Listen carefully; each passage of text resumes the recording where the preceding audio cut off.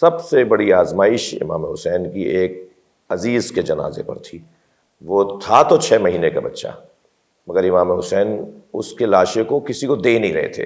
اور بار بار سینے سے لگا رہے تھے۔ جب تیر لگ چکا تھا، جب خون بہہ چکا تھا، وہ کچھ دیر پہلے تک جو بچہ تڑپ رہا تھا پیاس کی شدت کی وجہ سے، اس بچے کی تڑپن ختم ہو گئی تھی ایک تیر لگنے سے، تو امام اپنی گود سے وہ بچہ کسی کو دے نہیں رہے تھے۔ سب آگے بڑھ بڑھ کے کھڑے ہوتے تھے کہ اسے دے دیں گے، اسے دے دیں گے، نہیں دے رہے تھے کسی کو۔ اور بار بار تو ایک آواز امام حسین کے کان میں آئی تھی، اور وہ تھی دع الحسین ھذا الردی، حسین اس بچے کو چھوڑ دو، جنت کی حوریں اس کو گود میں لینے کے لیے، اسے دودھ پلانے کے لیے جنت میں ہم نے انتظام کیا ہے، ہم اسے اپنے پاس لے کے جا رہے ہیں۔ اس وقت امام حسین نے ایک جملہ فرمایا تھا، ہون علیہ، یہ جب سن لیا آپ نے، وہ آواز غیبی آواز سن لی، تو آپ نے اس بچے کو اس بچے کی ماں کی گود میں، جناب رباب اپنی زوجہ کی گود میں دیا، اور یہ ایک جملہ ارشاد فرمایا، ہون علیہ انہ بعین اللہ، اب یہ مصیبت مجھ پہ آسان ہو گئی اس لیے کہ اللہ دیکھ رہا ہے، جس کو مجھے راضی کرنا تھا وہ راضی ہے، وہ مجھے تسلی دے رہا ہے، وہ مجھے گویا دوسرے الفاظ میں کہہ رہا ہوں اپنے الفاظ میں، گویا وہ مجھے پرسہ دے رہا ہے۔ ہون علیہ انہ بعین اللہ، اب میرے لیے آسان ہو گیا، ہون یعنی آسان ہو گیا، علیہ اب مجھ پہ،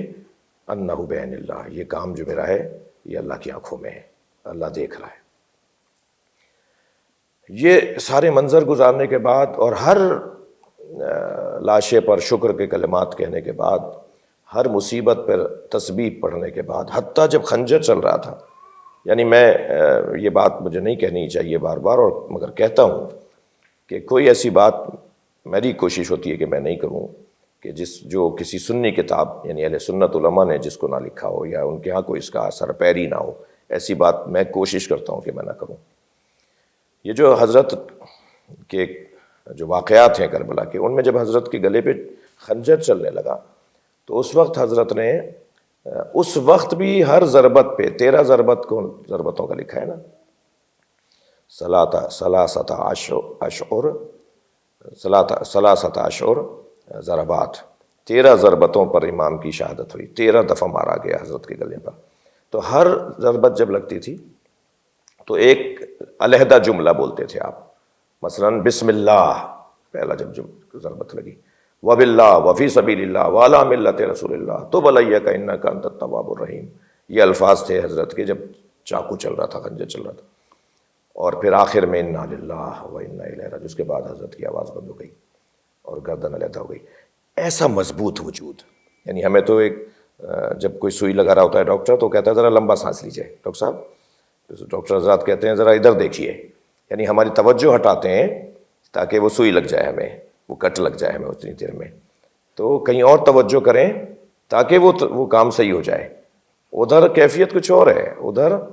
وہ اللہ کا شکر ادا کر رہے ہیں کہ اللہ یہ جو کچھ میرے ساتھ ہو رہا ہے یہ میں تیری خاطر کر رہا ہوں۔ یہ مضبوط وجود، اصل جو میری بحث تھی، میں ایک لفظ میں اس کو کہنا چاہوں گا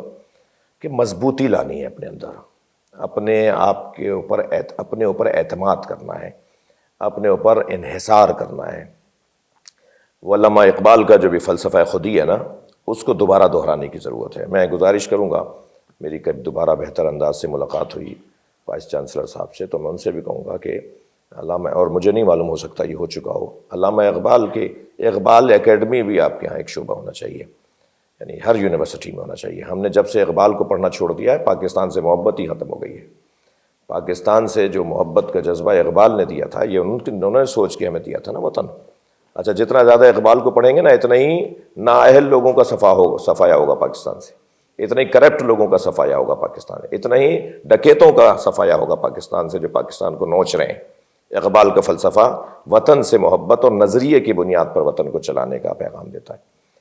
تو وہ جو اقبال نے بھی، علامہ اقبال نے بھی خود اعتمادی اور خودی، فلسفہ خودی اور پھر فلسفہ بے خودی،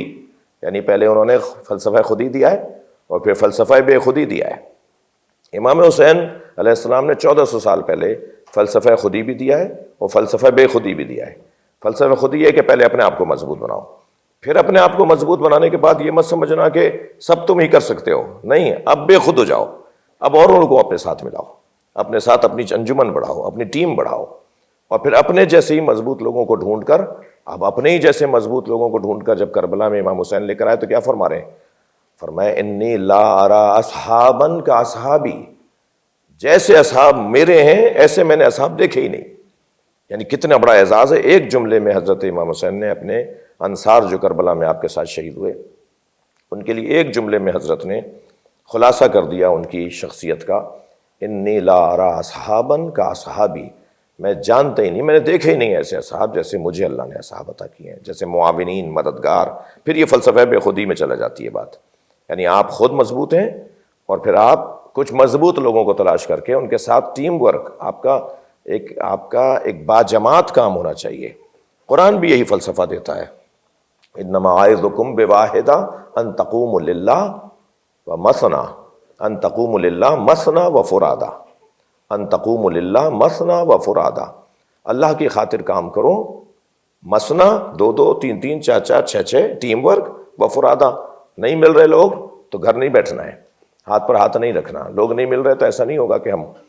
کچھ کام نہیں کریں گے، نہیں، فرادا آ جاؤ، پھر اکیلے رہ کر بھی اپنی ذمہ داری کو ادا کرو۔ یعنی اگر 72 اصحاب امام حسین کے ساتھ کربلا میں نہ ہوتے تو کیا امام نہیں آتے؟ امام تو لشکر کی بنیاد پہ آئی نہیں، اپنی ذمہ داری ادا کرنے آئے۔ تو کبھی ایسا بھی ہوگا کسی کام میں، کسی میدان میں کہ کوئی ساتھ نہیں دے رہا، تو ٹھیک ہے ہم اپنے اکیلے، تم اکیلے کیا کر لو گے؟ پڑی ہوئی لکڑی کو، پڑے ہوئے پتھر کو اٹھا رہے ہو، تم مصیبت میں آ جاؤ گے، تمہارے ساتھ کون ہے، کون ساتھ دے گا؟ یہ والے وسوسے ہمارے ہی دوست ڈال رہے ہوتے ہیں ہمارے کان میں۔ مگر قرآن کہہ رہا ہے، کربلا کا فلسفہ کہہ رہا ہے کہ ہمیں چاہے ہم تنہا رہیں یا ہم مل کر رہیں، ہمیں اپنی ذمہ داریوں کو ادا کرنا چاہیے۔ اگر فلسفہ خودی نہ ہو اور پھر اس کے بعد فلسفہ بے خودی نہ ہو، میں نے دونوں باتیں کی، یعنی پہلے تو اپنے آپ کو اچھا تو بناؤ جو اللہ خریدار ہو جائے تمہارا۔ اللہ بھی وَمِنَ النَّاسِ مَن يَشْرِي نَفْسَهُ ابْتِغَاءَ مَرْضَاتِ اللَّهِ وَاللَّهُ رَءُوفٌ بِالْعِبَادِ، اللہ بھی ہر ایک سے نہیں خریدتا اس کی جان کو، اس کے نفس کو، پہلے اپنے آپ کو قیمتی تو بنانا ہے۔ اللہ بھی متقین، ان اکرمکم عند اللہ اتقاکم، تم میں مکرم وہ ہے جو زیادہ متقی ہے، تو یہ تو فردی مسئلہ ہے نا، یہ تو خودی کا مسئلہ ہے نا، یعنی میں زیادہ متقی بن جاؤں گا، یہ میرے خودی کا مسئلہ ہے۔ میں جو ہے وہ زیادہ اچھا عبادت گزار بنوں، میں نماز شب پڑھوں، نماز نافلۃ اللیل پڑھوں، یہ تو میرے خودی کا مسئلہ ہے، میں اپنے اوپر تو پہلے غور کروں۔ قرآن کہہ رہا ہے تم اپنے اوپر غور کرو، یہ جو اپنے اوپر غور کرنا ہے یہ فلسفہ خودی ہے۔ اور پھر جب تم خود کو مضبوط بنا لو تو اپنے جیسوں کو بناؤ، تمہارے ساتھ اور بھی ملنے چاہیے، یہ فلسفہ بے خودی ہے۔ یعنی ہمیں معاشرے، مثنیٰ و فرادہ کیا کہہ رہا ہے قرآن کہ اللہ کی خاطر قیام کرو مل کر یا فرادہ، تو فرادہ فلسفہ خودی ہے نا۔ یعنی اگر ہم قرآن اور احادیث کی روشنی میں اور کربلا کے واقعے کے اندر ہم نے، یعنی حضرت امام حسین جو شب عاشور چراغ بجھا کے کہہ رہے ہیں چلے جاؤ، یہ فلسفہ خودی نہیں ہے تو کیا ہے؟ اور پھر فرما رہے ہیں جیسے اصحاب مجھے ملے ایسے کسی کو نہیں ملے، یہ فلسفہ بے خودی نہیں ہے تو کیا ہے؟ یعنی میرے حساب سے ایک جانب حضرت